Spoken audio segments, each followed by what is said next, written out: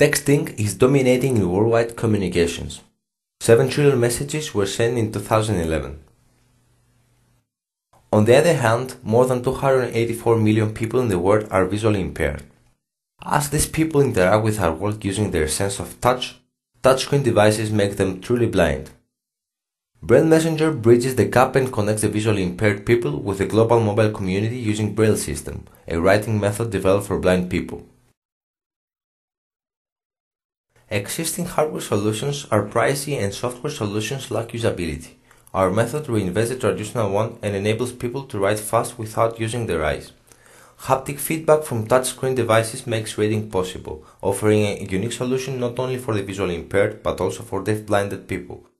In the near future, we plan to extend our solution and even create a generic keyboard to be used on Windows 8 devices.